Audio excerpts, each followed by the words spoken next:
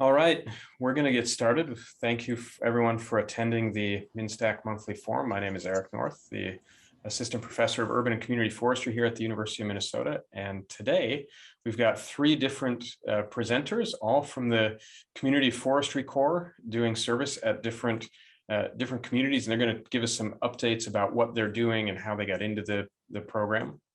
So we have Jacob. Jacob, you're with the city of Warren. Yep. Jack is with the city of Woodbury, and Crystal is with Moorhead Public Works. So we're going to start with Jacob and then go to Jack and then Crystal. So Jacob, if you're ready, you can share your screen. Okay.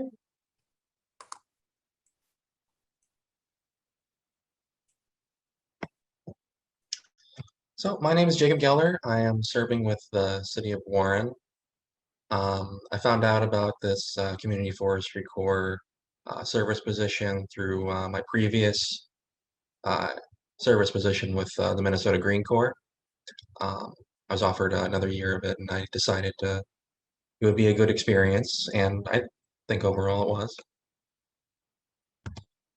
So we're going to talk about the purpose of the tree inventory project, the project scope, the equipment, and the methods, the results, and then a bit of discussion. So if you don't know where the city of Warren is, it's way up in the northwest corner of the state, about 40-minute drive from Grand Forks and about an hour south of the Canadian border. And a little bit more on the city. It's established in 1879. It's a railroad city. You can kind of see the railroad kind of intersect town next to Highway 75 there. Population 1,700, about 1.5 square miles. And we're right on the cusp of Zone 3 hardiness. And I found out about this morning, actually, when I was going over some details for this presentation. But the city was featured in the show UFO Files in 2006. Apparently, in the 70s, the deputy sheriff here, his car was struck by some unknown object, and so on and so forth. The UFO rumor mills churn. And the purpose why I was brought on is because the city just did not have the information on the tree makeup and what species were here, how many there were. They were really interested in knowing their ash population to prepare for emerald ash borer. Now, that's not likely to happen for ash borer to spread up here for a number of years, but this is a very forward-thinking city management team here, and they want to have that information so that if it does happen, they'll be prepared. And it's also to inform future plantings so that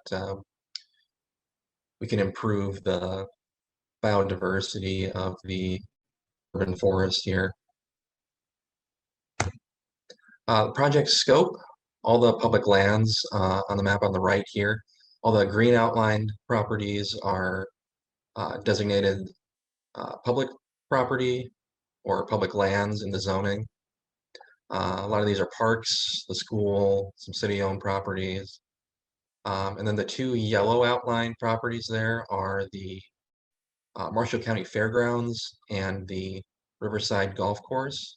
Both of these are not city-owned or public property, but they were added to my inventory because they're both significant parcels of land located near the city. And they have a number of trees there that are managed. So I thought it would be a good idea to look at these areas since I had the time.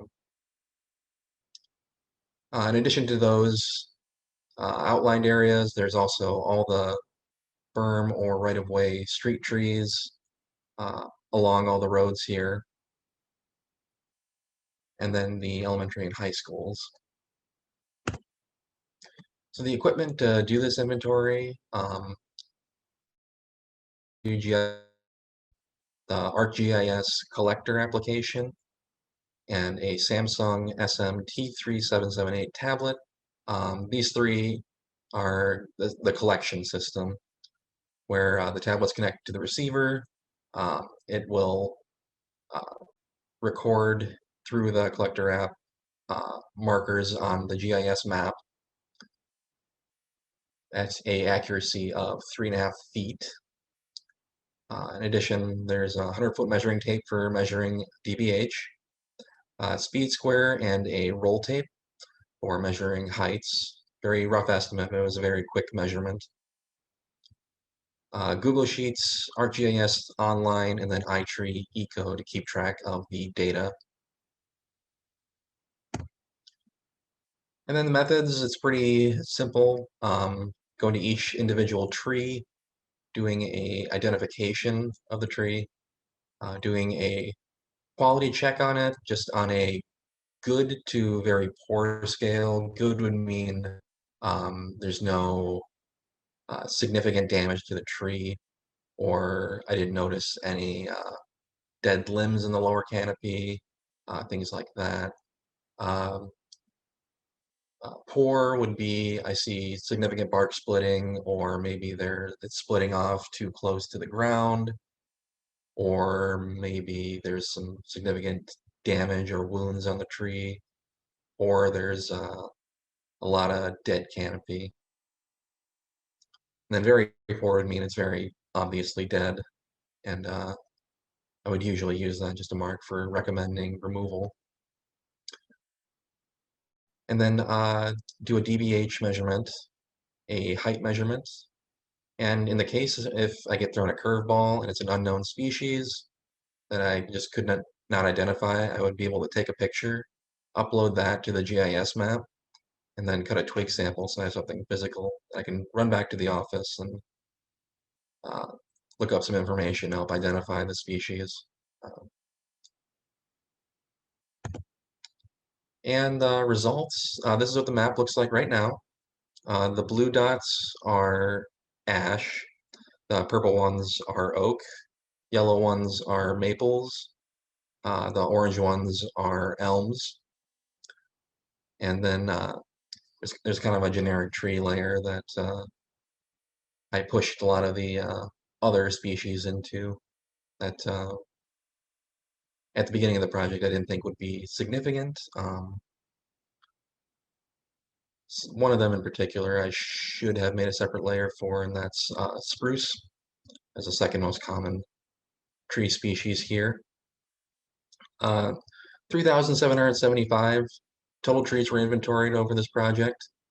1,830 of those were public trees, and green ash was the most common species in the public trees at 62%. And then if I looked at the individual property level of the makeup, the species makeup, some of these would be as high as 80% green ash.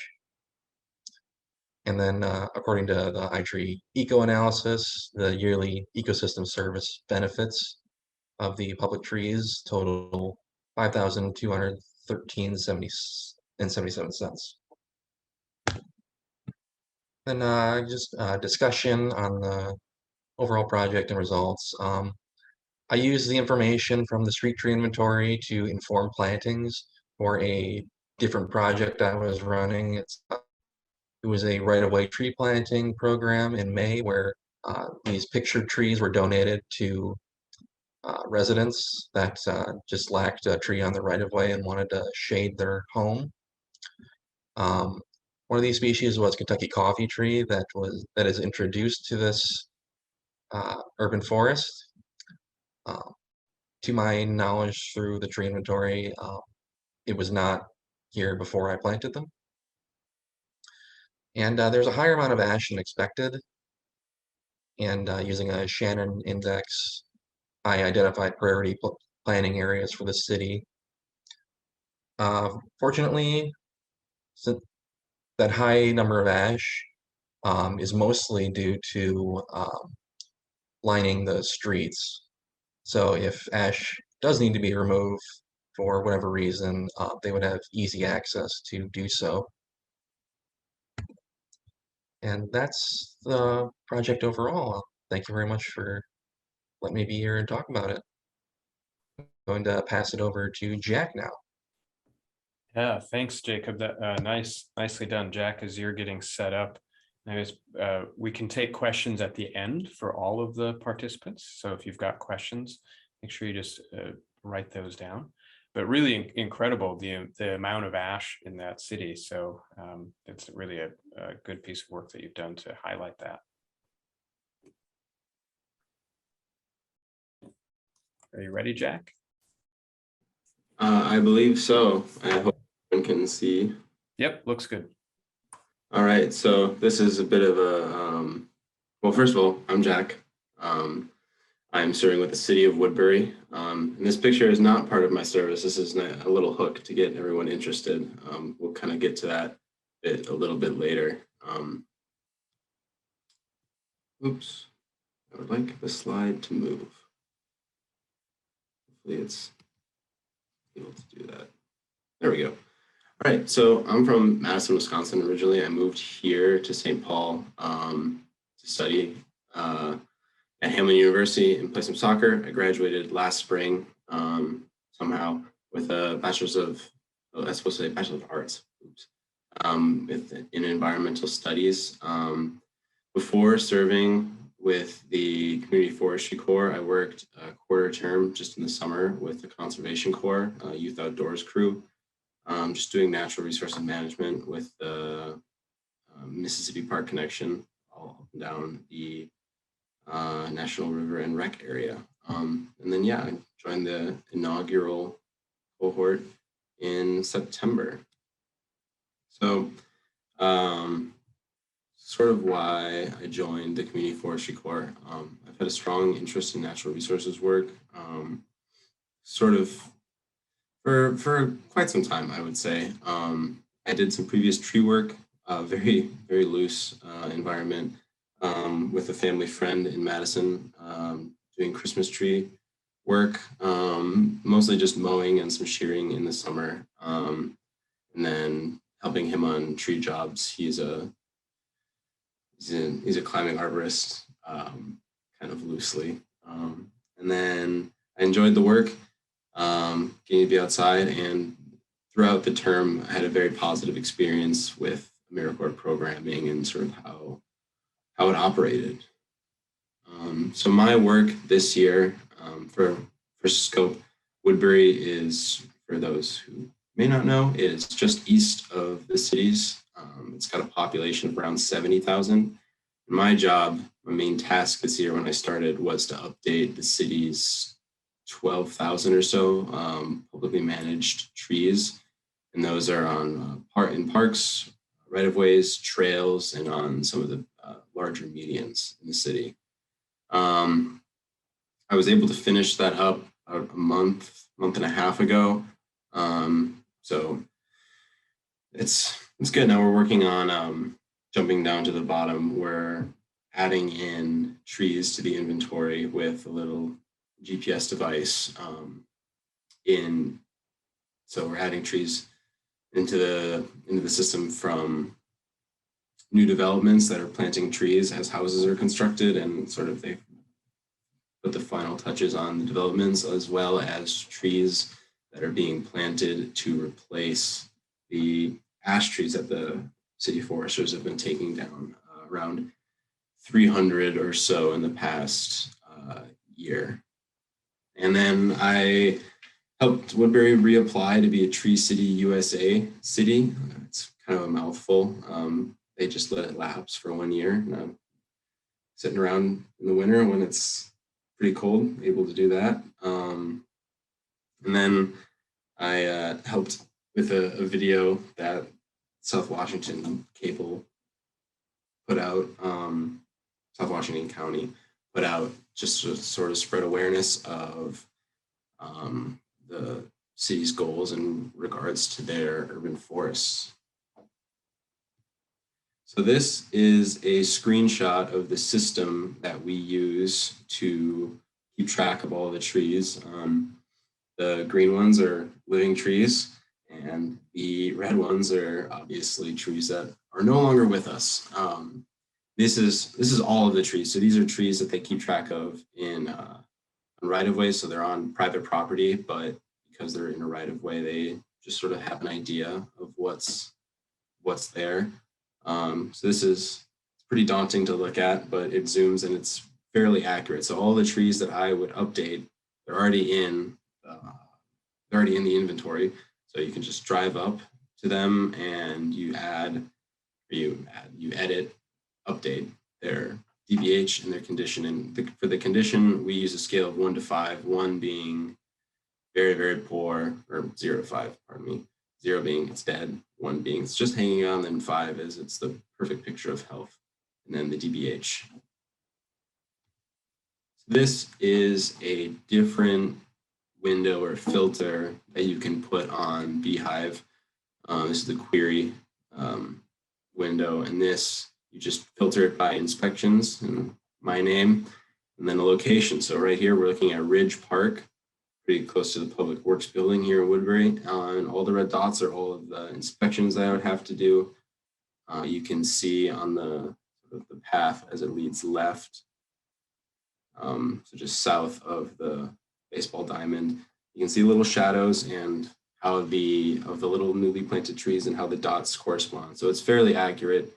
So it's fairly easy to locate and make sure that each tree is what it's supposed to be on the inventory. So this is a picture of my office. I went from big truck, that was the biggest thing I've ever driven, to a smaller truck, brand spanking new, to a Chevy Impala, and then a golf cart. I'm back in the Chevy Impala now. This is my office. You can see the DBH tape sitting underneath my laptop.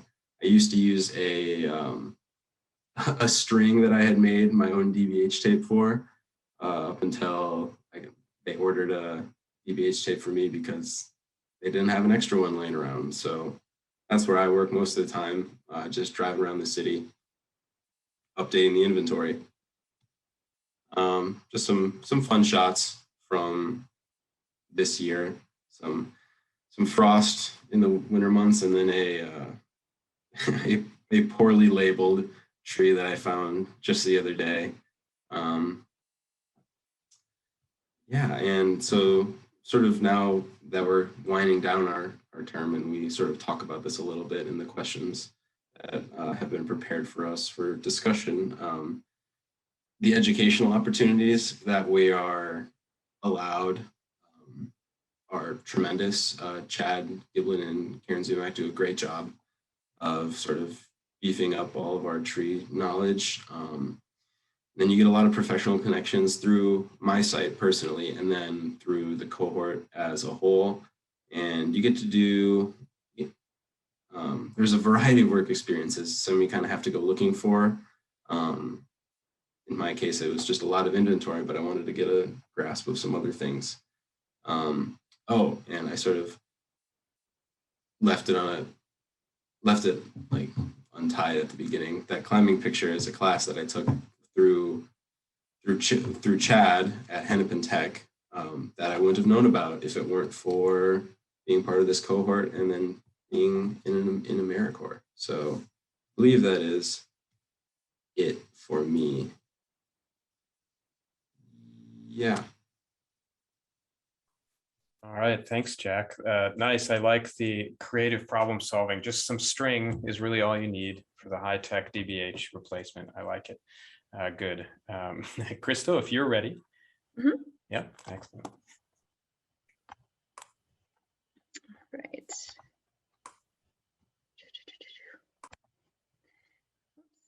Let me try to, okay, here we go. Hi, everybody. Thank you for coming.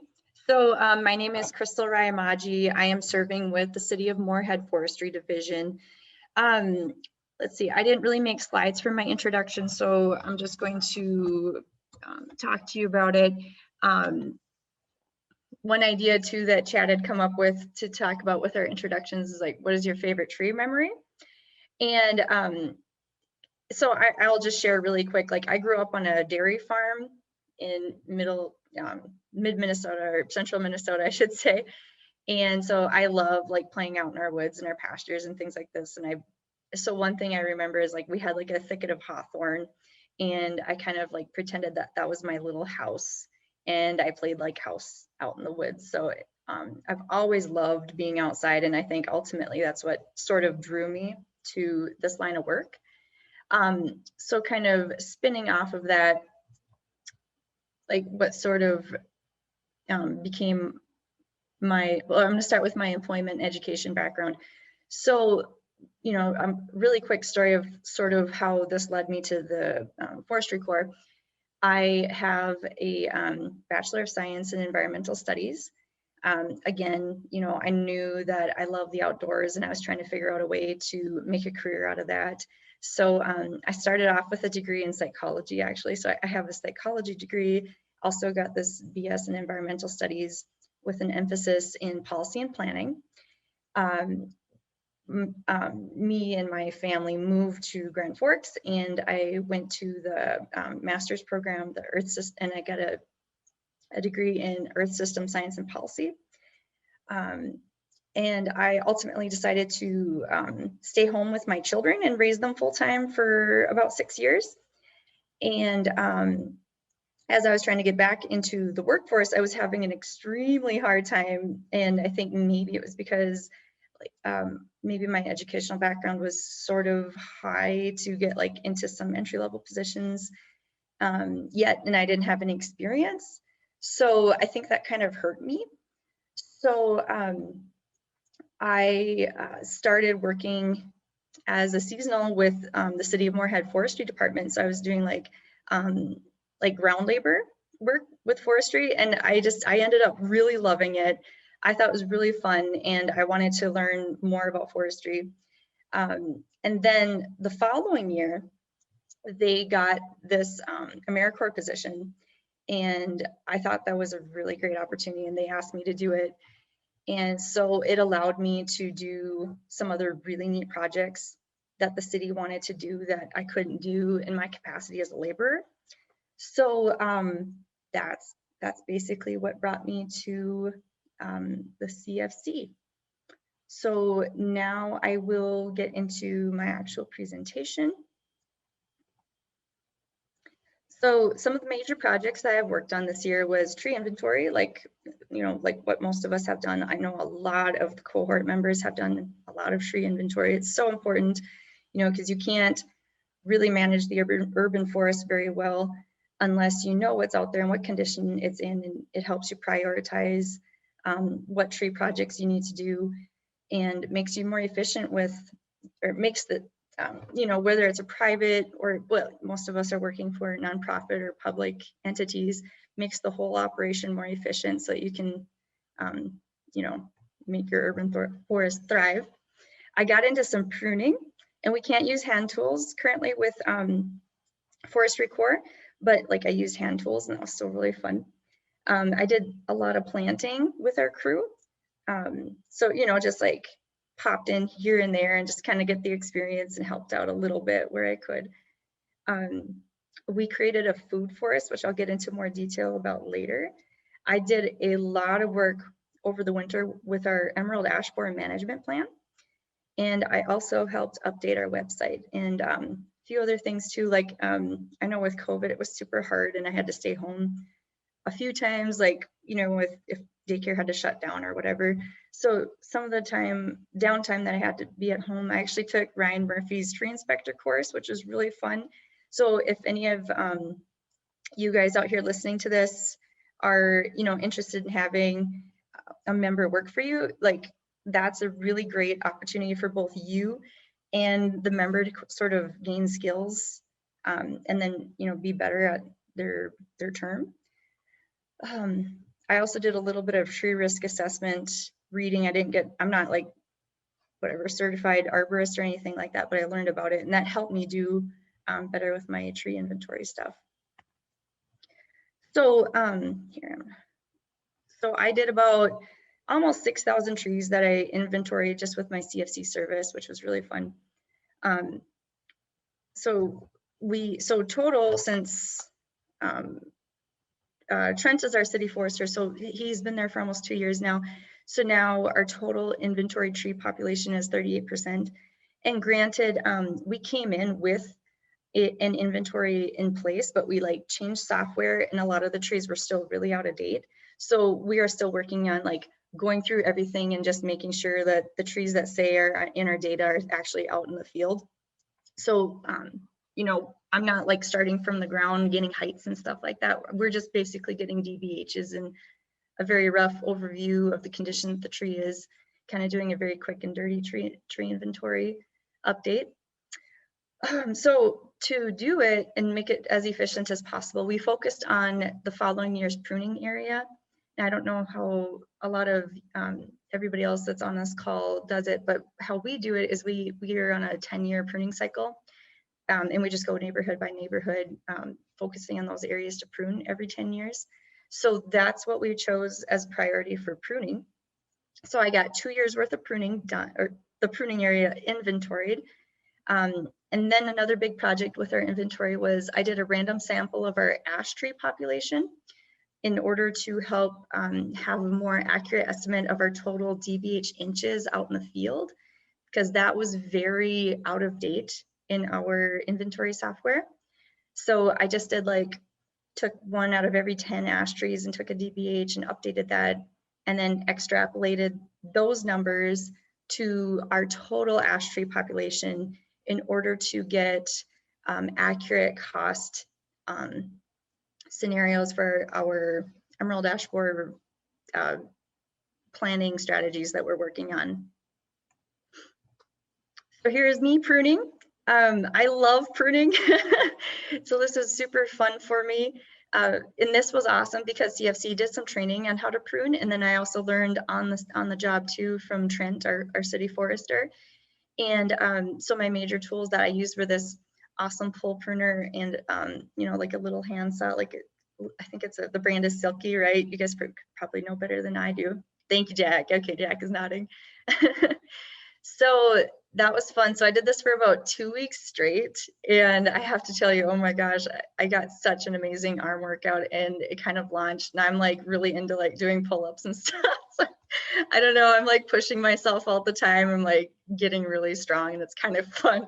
And it wouldn't have happened if I wasn't pole pruning for 2 weeks straight. So I don't know, that was fun. Let your members try that. It's kind of a good time.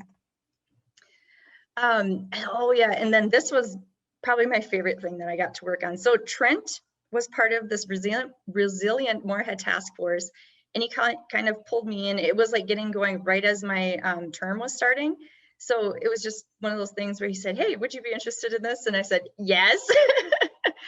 So the idea was this resilient task force, it's like a big community thing, and we had a lot of like community stakeholders involved, and we were broken up into working groups.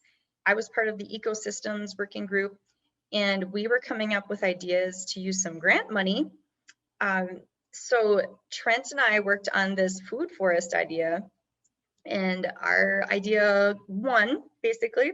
So, and I kind of put together the proposal for it. So that was kind of fun. You know what I mean? Like, I don't know, we both put in so much work on this thing, but we put together a proposal, and then the whole like group kind of helped us get it off the ground. So one of the things that we thought to do was to create a survey to show, you know, does this really have community support to do this project? Because we wanted to be able to like say confidently to city council about, you know, how we're using money. And this would have also required the city to have ongoing roles with maintaining this. So we wanted to be able to justify the use of those resources to continuously, you know, we're gonna have to weed, we're gonna have to do some pruning. Although Trent has had experience working with a community orchard, and so he kind of knew what the workload would be long-term. Oh, sorry, my cat's visiting. So anyway, so we wanted to get buy-in from the city because maintenance is always, you know, a big problem with a lot of these big scale projects. It's fun to like plant them, but yeah, the maintenance part. So we got support to do the maintenance, and so then to actually get it off the ground, so I did a lot of work with like getting the budget put together, figuring out what supplies we were going to need. So I was kind of in charge of like ordering the supplies. So we got fencing, fence posts, tree straps, and then Trent like figured out the trees and figured out what would be the best species to put out there to like avoid diseases and pests. So I think overall we had a really, really solid plan in place and a very cost-effective plan for, you know, what we got for a project. And then we worked with our parks maintenance department because it's in a public park, obviously. So this is MB Johnson. If you guys ever want to Google it, it's in North Moorhead. It's gorgeous. It's along the river.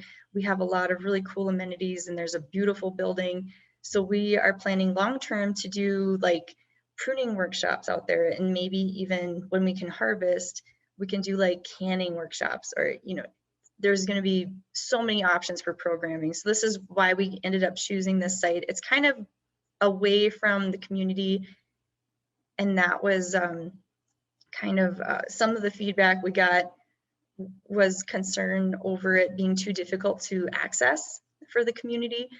But we sort of justified it with, like I said, the buildings that we have out at MB Johnson, the ability to do the programming. Plus we have a sidewalk actually throughout the park, as you can see in the map. And then, so it's actually accessible to somebody who uses a wheelchair or somebody who's pushing children in a stroller. You can almost reach a tree from the sidewalk.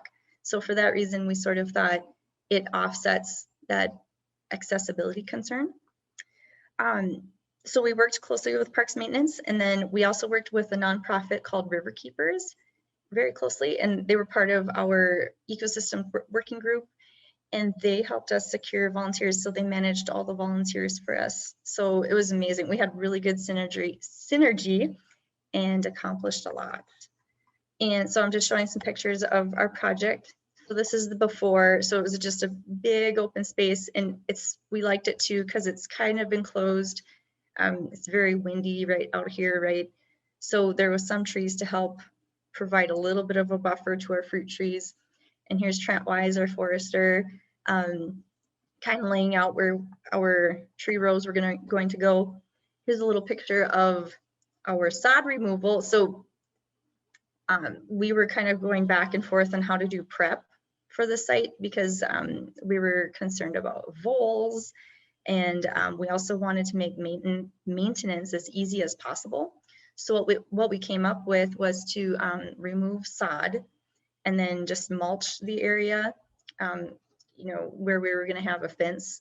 So it's worked out pretty well. We have not too many weeds growing out there right now. So that's just going to be something I'm going to have to do in a week or so, is like go into all the fenced in cages around the trees and like weed immediately around the tree. Cause, you know, as you guys know, with planting, you're not supposed to mulch heavily right up to the tree. So yeah, we used a toolkit, and I got to drive, you know, like help out with the driver with mulching and stuff, and helping with the sod removal, and that was so fun. And so here is our finished here. Sorry, I'm trying to. Okay, here we go. So here's the day of the event. So we had like 70 volunteers help us, and it was so fun. Like the energy that was there, like since we did the survey, like the community kind of knew about it already, and we got a lot of our volunteers from the survey, or they were survey participants, I should say. And let's see here. So the energy was really fun. A lot of people knew about it, and they were so excited about it. And here's some of our forestry crew, and it was, I don't know, it was just really fun to share that day with them. And they worked really hard. We did a lot of post pounding together, and, you know, helped volunteers just do the tree planting and get helped with any questions that they had. So it was really fun because I feel like our crew, you know, they don't necessarily get to work with the public a lot. And I think it was really fun to sort of let them have their expertise shine that day and really be able to answer questions for people. It was really, I don't know, it was just really cool. The energy was great that day. And then this is sort of an old picture already, but we have trees that are flowering already, which I was really happy to see. Almost everything made it. I think there's, out of the 100 trees, there's maybe like 3 right now that haven't leafed out. We were sort of concerned there was like 10 for a while that weren't doing anything, but we do have backup trees. So that's good. If any don't make it, we can replace them. Let's see. And then oh yeah, so then my winter project, this was huge for me. Like I was doing a lot of research on our emerald ash borer management plan. And so that was fun because I haven't really dug into anything this deep since graduate school. So this was really fun for me. I did like several months of research for this.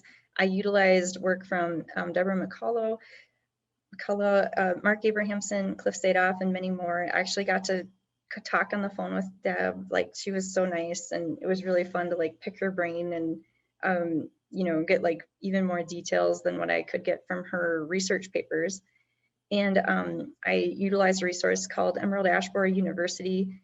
And I don't know if any of you haven't used that resource, it's amazing. Or if you want something for your members to do, it's a really great resource for people to get a lot of knowledge and a wide variety of topics about forestry. They have so much more on there than just emerald ash borer.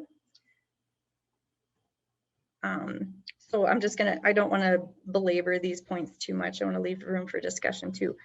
But yeah, this is just, I thought this was really interesting. So this is from a presentation that I got from EAB University. And this is just Minnesota specific about the question of whether or not EAB can survive in cold climates. And that's something that we've talked about quite often is like, you know, how much can we, you know, how much do we plan for and then count on the cold to maybe help keep it at bay. But what we kept coming back to is that we just, there's no certainty about how many will actually be kicked back because of the cold. And we thought too, with climate change, eventually the area will be warmer and EAB could be a very big problem here. So this is why we went ahead and did our EAB management plan. And Trent has been working on removing marginally healthy ash trees since he's been on. He actually secured a grant when he started, and he removed a bunch of trees and replaced them already. But overall, right now, we still have about 27% of our public ash tree population being 27% of our urban forest is still ash trees. So yeah, we're targeting small and unhealthy trees for removal. The large and healthy trees we're targeting for insecticide treatment. And I did a lot of research on our insecticide options too. I'm a person that doesn't prefer to use insecticide. So I thought it was really important to kind of dig into this a little bit more and then to be able to speak to the community about that and any concerns that they might have. So kind of going through the research, it sounds like a lot of these options are effective, but as a lot of you know, to get the most effectiveness and sort of the highest safety, they're all safe, but the least likely to target non-target species, I should say, we thought emamectin benzoate is sort of the best of everything that you can get. I read some really interesting stuff that it doesn't get into the pollen because it's too large to get into, but the molecule is too large to get into pollen. So it's very low risk to bees. You know, as compared to like your imidacloprid or your dinotefuran, if you have flowers nearby, like where you're, you know, soil drenching, you could possibly get that into the nectar of the flowers nearby and it could harm bees. So, you know, I mean, it's just, since emamectin benzoate is a trunk injection, we just felt like it's less likely to have a target or an effect on non-target species. So that's sort of what we're going with, and it's extremely effective too. So our chosen management scenario is, so I looked into the SLAM approach quite a bit, and this is, you know, why I was talking to Deb and really interested in her work. And then Cliff Sadoff has done a lot, and you know, so many researchers throughout the country have done work on this. But we were seeing that so ash trees within 60 feet of each other, you can kind of have a herd immunity effect. So our plan is to kind of look at parts of town where there's very high densities of ash trees, and we're going to just like treat like every other tree, and to cut down costs on insecticide treatments. And that ended up, and then we're going to do like the removals of the small and unhealthy trees. So that's going to end up being like our most cost-effective management scenario with the cost inputs that we used. And we know that this could change as it gets closer to the time that EAB actually arrives. So it's always open to, you know, whatever science might be changing and if costs change. So it's all kind of with a grain of salt right now. And then I also use the iTree Eco to kind of do an evaluation of the value of our trees.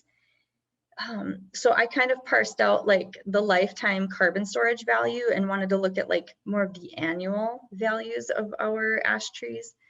So it's and I don't have a total of the annual right now, but it's something like $24,000 a year for just our ash trees. I also worked on a website update, so that was really fun for me too. I worked a lot on like adding a lot more pictures. I got tried to make the website more streamlined and easier to navigate. We also have like a tree list and tried to get more information on every species that we plant on the boulevards to sort of help community members be able to choose trees, because we send out a survey, or you know, forestry sends out a survey every year to kind of give homeowners an option for the tree that they would like on their boulevard. So I did this with the intention that people could get their survey and then look on the website and kind of learn more about each tree species that we have and pick what they would like. And I tried to make it more like you could push a button on our main site and then get to the site that they wanted more quickly. I added some information kind of addressing common citizens' concerns that we would get, or just helping us like have more streamlined operations. For example, like showing people how to stack branches so that we can chip them the most efficiently. You know, if that even makes a difference for 10% of our citizens, if they look it up, you know, that'll help our operations move a little bit more quickly. Then also discussing our pruning techniques too. And that's the end. So I'm going to talk a little bit about sort of what I've gained from CFC. So I definitely really enjoyed the research aspect that I got to do, because that's not something I would have been able to do in my labor position. So I really enjoyed being able to do that again. And then just, you know, being able to be a part of that resilient Moorhead task force was really great too. And you know, I think this will help me move my career forward, and I'm really excited. I kind of counted as like not an internship, but a returnship, you know, after my stay-at-home parenting thing. And that's all I got. Wonderful. Thank you, Crystal. That was great. Very nicely done. A lot of great projects that you've worked on, all of you, the Community Forestry Corps members, really highlighting the value that you can bring to communities. And just think of how, I was trying to add up the trees, but I mean, at least 10 or more thousand trees that you've inventoried between the three of you. So that's pretty remarkable. We have Hannah with us, and she's going to talk a little bit about the Community Forestry Corps program for those that are interested. And if there are any questions that are coming up for the individuals that have presented, Jacob, Jack, or Crystal, or Hannah, who's going to give us a little bit of information, please feel free to put them in the chat, and we can handle those as they come in. Yep, so again, my name is Hannah Chan. I am a project manager at Reading and Math Inc. And so we, as an organization, we're a nonprofit that oversees Community Forestry Corps. And so, yeah, again, my name and pictures on the left. And then we have Chad, I know was mentioned a few times, along with Karen, who's doing a lot of our content development, training, kind of that go-to support system for members related to specific forestry related questions. On to the next one. And so kind of encapsulating everything that Jack, Crystal, and Jacob talked about, just so really the goal of Community Forestry Corps is to preserve and protect Minnesota's environment through strengthening communities focused on preserving and increasing that tree canopy in Minnesota. And so we kind of think of it as a menu of options, what sites and members can do depending on what the need of the site is, and then also what the member is interested in. And so a lot of the work that they talked about is that tree inventory, there's tree planting events, gravel bed nursery design, implementation, emerald ash borer, citizen volunteering. So really engaging the citizens and bringing them to tree planting events, engaging with them even on social media in different ways, and then the outreach and education events. And then here are the sites for the 2022 school year or service year. And so we have a wide variety up to the city of Ely, down to the city, or down to Project Food Forest down in Laverne, to city of Winona, and then up to Fargo, where Crystal is serving this year. And so centered around the metro, but statewide in that approach. And then for Community Forestry Corps for 2022, we'll start September 13th and go through July 30th of the following year. And then we do have full-time and part-time options. And so I'll make sure to get this slide deck to the appropriate people, but either a 40-hour per week kind of work week or a 25-hour a week, depending on what the need of that site is. And so both are eligible for a stipend and then an education award. And then for full-time members, they are eligible for health insurance with no deductibles per month needed, and then childcare assistance eligible depending on the status for that. And then just to keep it brief, if you are interested in joining for September or do know someone that might be interested in a September start, we do need them to apply by August 25th. We are filling on basically on a rolling basis, so we are starting to fill already. So if someone is interested, feel free to go to the website or email forestry@servetogrow.org. Short, sweet, but I will be here along with the members if you have any questions. Thanks, Eric. Yeah, great. Thank you. A lot of great information, so make sure you're getting that out. The question I would have for you, Hannah, it sounds like the communities are already set up for 2020 for the next round, but if communities are really interested in doing it maybe for the following round and want to get in on it, or you have additional space, can they just reach out to you? Yep, so they can still reach out with that same email. So forestry@servetogrow.org. I can put it in that chat as well if it hasn't already. But yeah, if there's any sites or people that are interested in hosting one, feel free to connect with me as well. Yeah, excellent. That's good. So you can see or share all the great work that folks are doing. There was a question that came in for Jacob, and the question is, does the city of Warren have a plan to treat or remove ash trees before EAB gets there?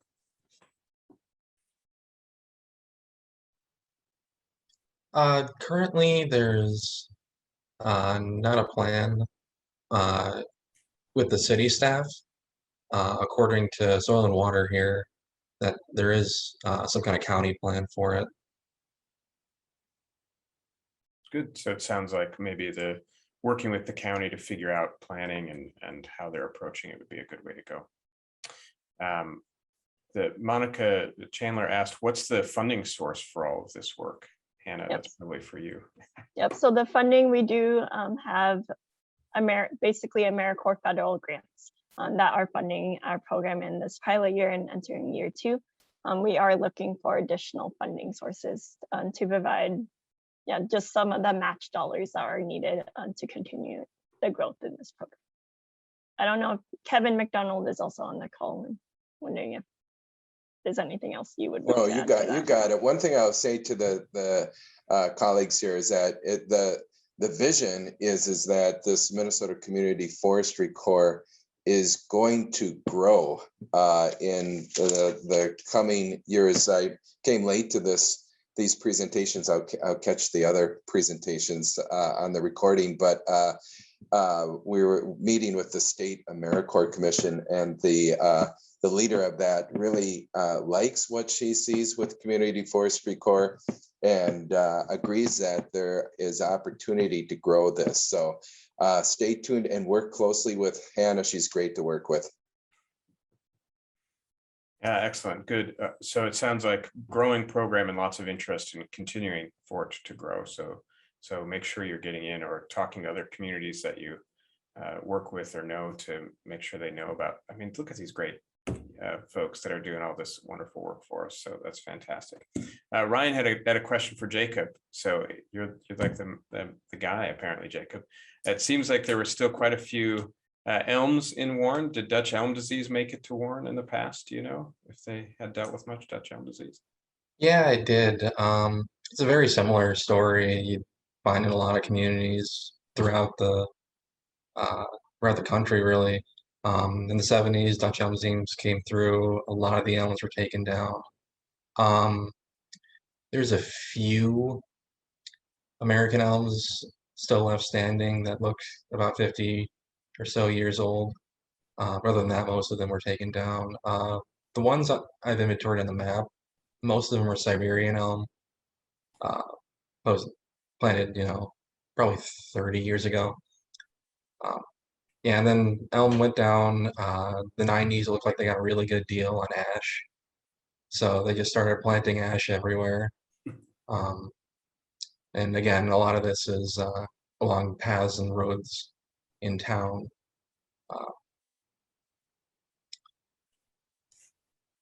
Good, thank you. Crystal, this question came in for you. At what point would you start treating ash trees and enacting the ash tree management plan? I think it'll probably depend on what it looks like as it gets closer, because the closer it is to our community right now is about 130 miles away still. And we have actually not presented this to like city council, that sort of thing. So, I think we'd still need to work it out with administrators for sure on what we want to do, but that's the treatment is what we're going to be recommending. And everything kind of says within 15 miles to start treating.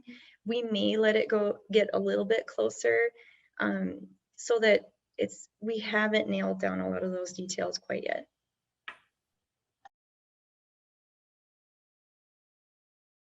All right, if there are no further questions, I want to thank again everybody that spoke. Crystal, Jack, Jacob, really great. And Hannah, thanks for impromptu joining us and presenting a little bit on the program. Really appreciate the information. And I want to point out that Ryan just posted a link for ISA CEUs if you want to click on that, if that's something you are looking for. Otherwise, thank you, everyone. Really appreciate all the hard work and you're taking your time to present. And as Kevin mentioned, this will, it's in a week or so, this recording will be on the U4 YouTube channel. So you can look for it there. Thank you very much and have a great rest of your day.